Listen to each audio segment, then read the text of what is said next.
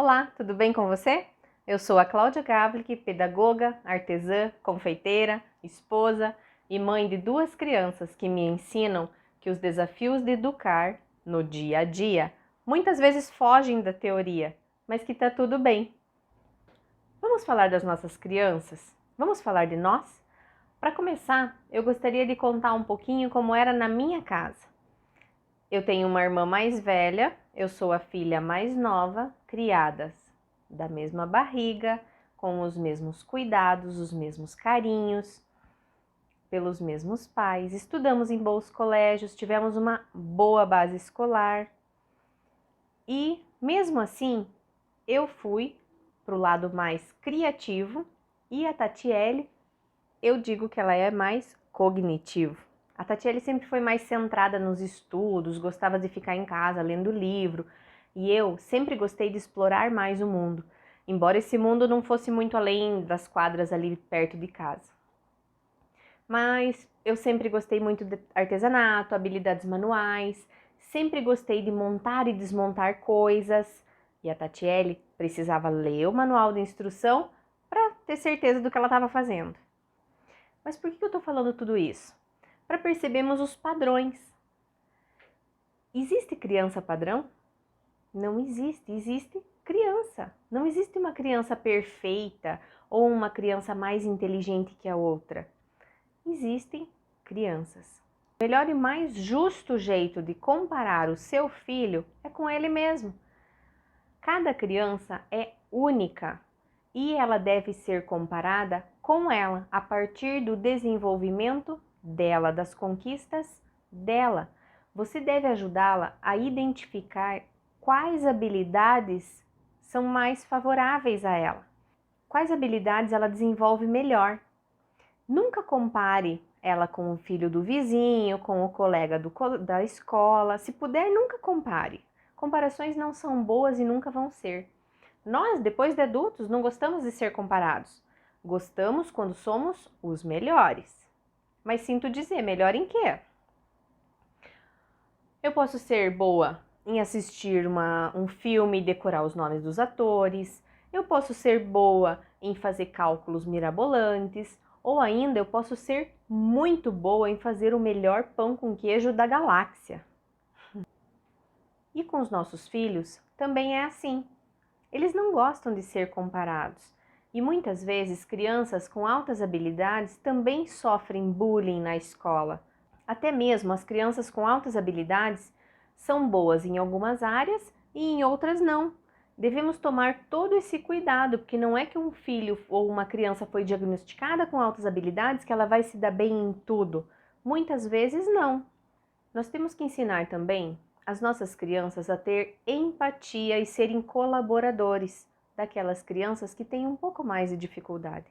Muitas vezes a criança que faz o bullying, ela só está reproduzindo um sentimento que está com ela. Ela deve estar sofrendo alguma interferência em casa, ela já está trazendo essa carga energética para a escola e ela só está gritando, ela está pedindo por socorro. E muitas vezes nessa criança, o que a gente faz? A gente afasta, a gente coloca de castigo, a gente ignora os sentimentos e aquilo só vai aumentando, aquela frustração toda só vai aumentando, só vai piorando a situação. Falar com as crianças e mostrar o quanto somos diferentes e únicos, o quanto ela é única, isso faz uma diferença enorme na vida da criança. Mas ela precisa também aprender a respeitar as diferenças. Somos treinados para viver num mundo muito competitivo e com as crianças não é diferente. Precisamos elencar as nossas prioridades. O que vale a pena e não? Até onde vale a pena eu fazer tudo para conquistar algo? Vibramos o que vivemos. E com a criança não é diferente. Se o ambiente da casa está muito estressante, nós vamos ter crianças gritando, correndo, crianças estressadas. Assim como se a vibração da casa está uma vibração boa, alegre e feliz, você vai ter isso tudo refletido na criança. O ambiente a qual ela está inserida também vai refletir muito na vida dela. Um quarto muito carregado de brinquedos, muitas cores, muitas coisas bagunçadas, vai deixar a criança agitada e incomodada com tudo aquilo. E muitas vezes não percebemos que é aquilo que está incomodando e deixando ela naquele jeito. Então, o que nós precisamos fazer?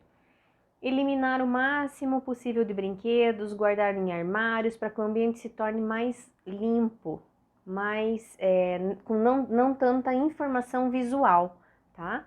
Se eu estou inserido num ambiente que tem muitos brinquedos, mesmo que eu esteja dormindo, o meu cérebro vai continuar ativo, achando que aquele é o momento ideal para brincar.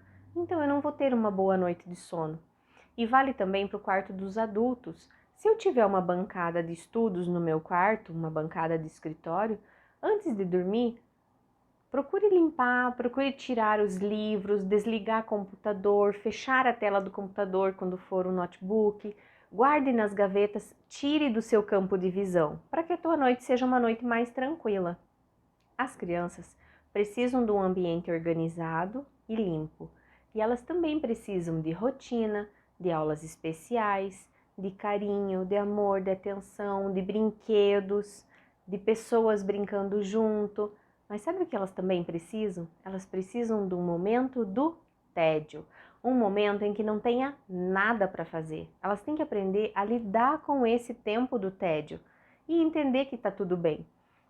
Nós estamos vivendo num mundo muito acelerado, onde tudo acontece muito rápido. E as crianças estão entendendo que isso é o correto. Elas precisam brincar sozinhas, elas precisam aprender a brincar sozinhas. Elas precisam também descobrirem algo quebrando ou tentando consertar, muito material para pintar, rasgar, colar, para simplesmente deixar fluir a criatividade. Tem uma atividade que eu adoro de fazer com meus alunos, que é o buffet de colagem. Já ouviu falar no buffet de colagem? O que é um buffet? São vários potinhos com muitos ingredientes onde eu vou despertar a minha criatividade.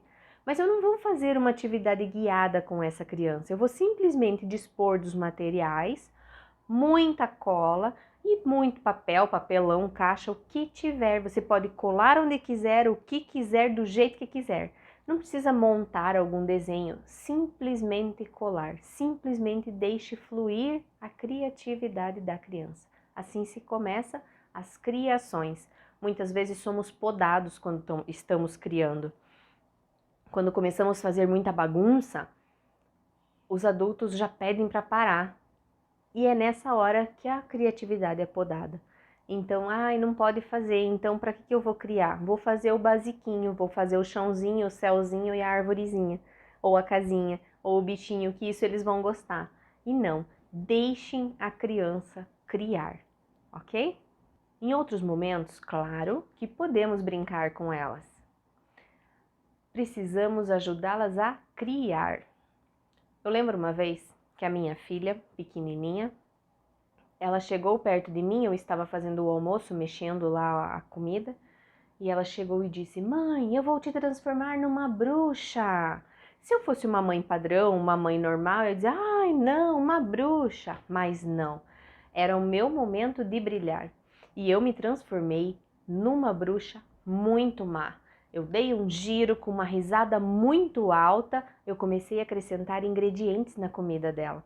E punha daqui, punha de lá, e ela foi ficando assustada e viu que não tinha sido uma boa ideia transformar a mãe dela numa bruxa. E daí ela falou: espere um pouquinho, eu vou te transformar de novo. E mais um passe de mágica, mais um simsalabim, e eu não voltei a ser a mãe. Eu me transformei numa borboleta e comecei a voar em volta dela. Dava para ver o brilho no olho dela, encantada com tudo aquilo que estava acontecendo, da mágica ter dado certo, mas a preocupação dela não ter trazido a mãe de volta também estava instigando ela. Aí ela fez mais um simsalabim, traga minha mãe de volta para mim. E aí sim, eu voltei. E ela me disse toda assustada: "Mãe, quase eu não te trouxe de volta." Aquilo foi o máximo. Porque entre bruxas e borboletas, eu fui terminando o almoço enquanto eu brincava com ela. Eu não precisei parar o que eu estava fazendo. Eu me incluir e incluir ela na brincadeira sem deixar de fazer o que eu tinha que fazer. E o muito importante nessa hora é entrar com a criança nesse mundo da imaginação, mas também sair dele. Então, o que eu fiz depois que a gente terminou a brincadeira? Conversei mais um pouco com ela e expliquei. Falei, agora você vai tirar a sua fantasia, que agora eu sou sua mãe de novo, você é minha filha e agora a gente vai almoçar. Então, ter esse tempo de brincar e depois de voltar para a realidade, para ajudar a criança a entender todo esse processo. É muito importante essa parte. Quantas vezes você brinca de fantasia com os seus filhos? Você tem esse hábito? Muitas vezes, nós estamos presentes, mas não estamos juntos. Ou ainda, ficamos com o celular na mão para não perder nada e acabamos perdendo tudo. É muito importante participar junto com a criança. Experimente criar alguma história mirabolante, de contos, de fada. Não tenha medo de ser julgado. As crianças não têm esse hábito de nos julgar mal, se você souber entrar. Cuidem só para não criar histórias muito assustadoras ou com coisas muito perigosas. Mas normalmente você vai conseguir criar um mundo da imaginação de encantamento. Aproveite, tire lá das entranhas. Aproveite esse momento, crie com os seus filhos. E se sentir um pouco de dificuldade, se você não tiver o hábito, pode ser que até a criança estranhe de você estar brincando disso com ela. Use alguma pílula mágica, alguma comidinha mágica, uma poção mágica. Crie alguma coisa de magia para que você entre na brincadeira. Isso vai te ajudar a soltar essa imaginação e resgatar essa criança interior aí que está pronta para brincar. Só está um pouco enferrujada, talvez. Você pode criar histórias levando a criança de volta ao passado ou levando a criança para o futuro. Crie situações. Não sabe por onde começar? Imagine um bichinho que ficou perdido no passado e vocês vão ter que voltar lá para buscar. O que vocês estão fazendo? Quantos anos a criança tem? O que vocês podem estar comendo no passado? O passado é mais fácil, às vezes, dela lembrar ou criar situações, porque ela já viveu algumas histórias quando ela era mais nova e talvez ela lembre. Mas e no futuro? No futuro nem você sabe, então vocês podem abusar da criatividade. Criem coisas fantásticas. Isso vai fazer a diferença na relação de vocês. Toda essa criatividade poderá ser útil na fase adulta. Por quê? Porque quantas vezes nós adultos pagamos alguém para vir resolver os nossos problemas que às vezes com um pouquinho de criatividade poderíamos resolver de forma simples e mais rápida. Às vezes a gente não pede nem para eles arrumar a cama porque tem dó.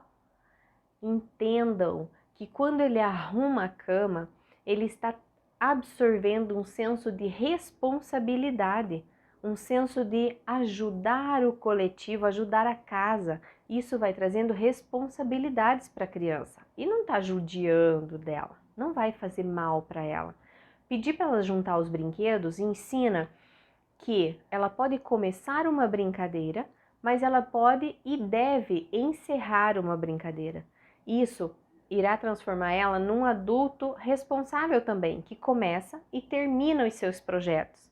Essa parte é muito importante. Peça ajuda para os seus filhos.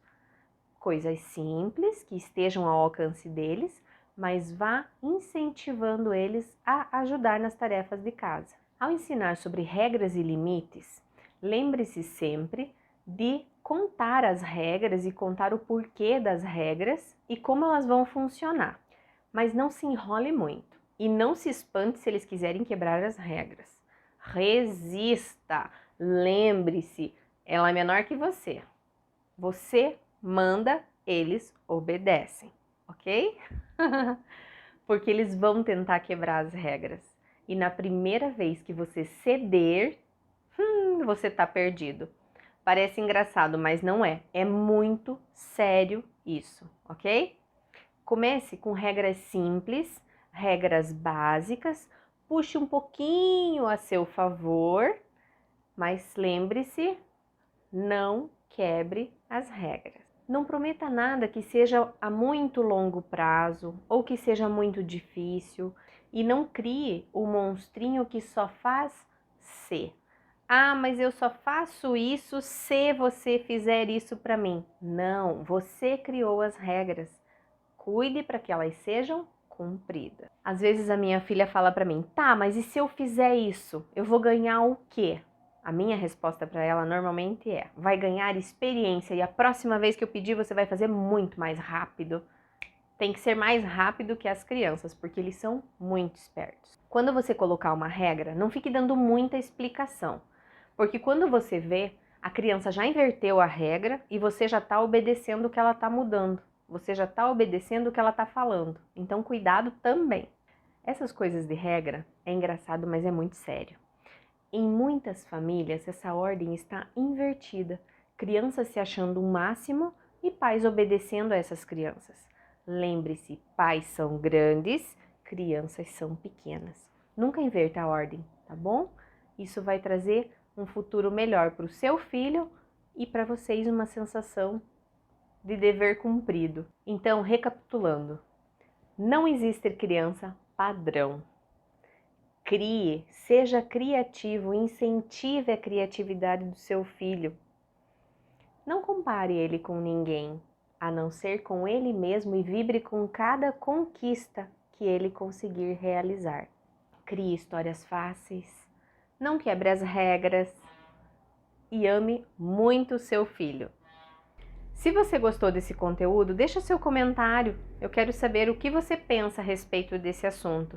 E se tiver alguma dúvida ou sugestão para um próximo vídeo, deixa aqui embaixo também nos comentários, que vai ser um prazer conversar com você no próximo vídeo. Tá bom? Um beijo, até a próxima. Tchau, tchau.